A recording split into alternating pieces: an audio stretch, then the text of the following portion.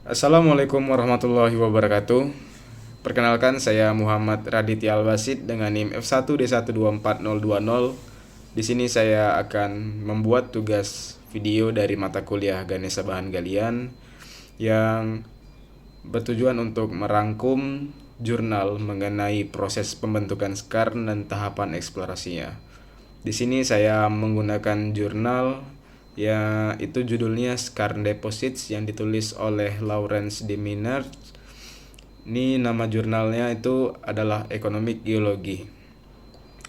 Baiklah, di sini saya akan mulai merangkum. Jadi menurut Minard, skarn itu adalah salah satu tipe endapan biji yang penting, dan skarn itu mengandung komoditas yang bernilai tinggi seperti Fe, Cu, Au, W, Sn, Zn, Pb, dan juga Mo. Jadi endapan ini terbentuk itu akibat dari interaksi antara intrusi magma dan batuan karbonat melalui proses, yaitu proses metasomatisme, sehingga hal ini menghasilkan sebuah zonasi mineral yang khas dan dapat diprediksi.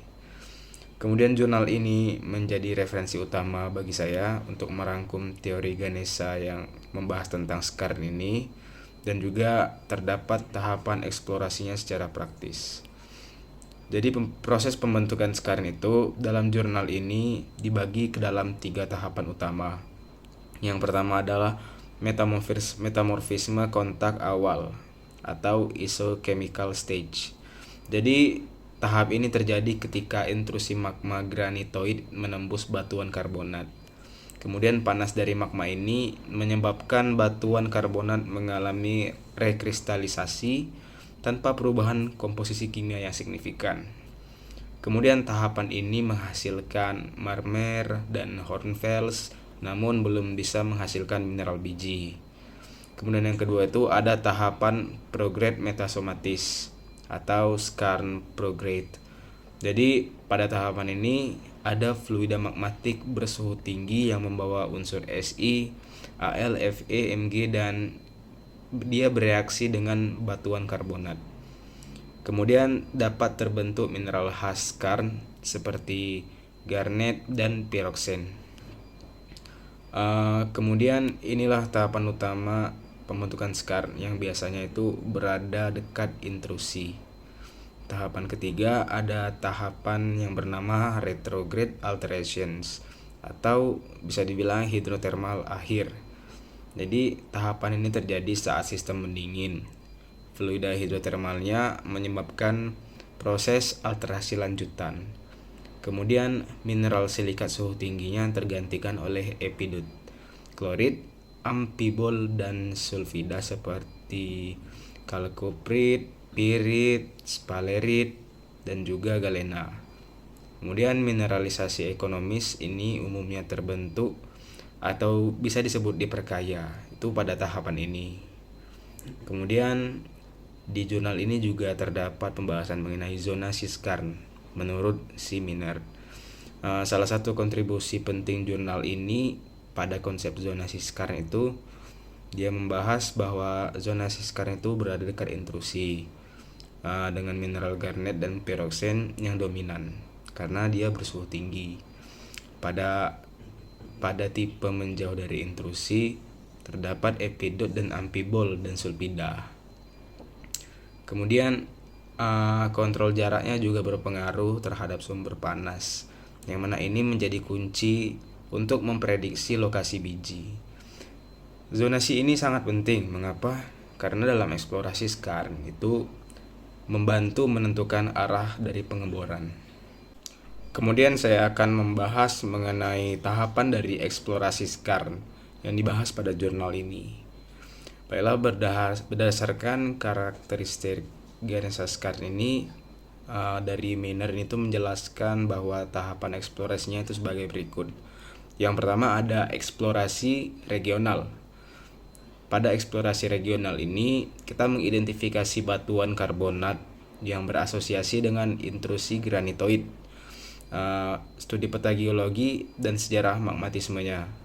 Kemudian yang kedua itu ada pemetaan geologi detail. Pada eksplorasi ini kita melakukan pemetaan zona kontak intrusi atau karbonat. Kemudian identifikasi mineral skarn seperti garnet, piroksin yang ada biasanya itu dalam singkapan.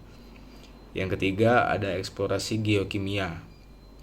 Pada tahapan eksplorasi geokimia ini kita mengambil dari sampling batuan ataupun tanah untuk unsur seperti Cu, Fe, Au, W, Zn, dan Pb. Kemudian biasanya juga terdapat anomali logam yang biasanya itu sejajar dengan zonasi skarn. Kemudian ada tahapan eksplorasi geofisika juga. Pada tahapan ini biasanya diambil dari ciri magnetiknya. Biasanya juga dipakai untuk skarn besi atau magnetit. Kemudian ada pengeboran. Pengeboran ini dilakukan dengan tujuan mengikuti model lokasi skarn. Kemudian ada logging in Tibor, itu berfokus pada perubahan mineralogi dan juga alterasinya. Setelah kita membahas mengenai proses pembentukan skarn dan juga tahapan eksplorasi skarn ini, kita dapat mengambil kesimpulan dari jurnal yang ditulis oleh Maynard ini. Kesimpulannya yang dapat saya ambil itu bahwa skarn terbentuk melalui proses bertahap yang terkontrol oleh intrusi magma dan fluida hidrotermal. Kemudian zonasi mineral skarn itu adalah alat yang paling penting dalam eksplorasi. Karena keberhasilan eksplorasi skarn ini sangat tergantung pada integrasi data geologi, geokimia, dan geofisika.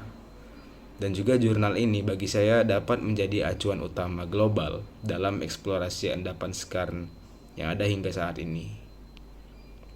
Baiklah, sekian video saya dengan mata kuliah Ganesha Bahan Galian yang dengan tujuan untuk merangkum jurnal mengenai proses pembentukan skarn dan tahapan eksplorasinya. Terima kasih atas perhatiannya dan mohon maaf jika dalam video ini terdapat beberapa kekurangan. Saya ucapkan lagi terima kasih dan wassalamualaikum warahmatullahi wabarakatuh.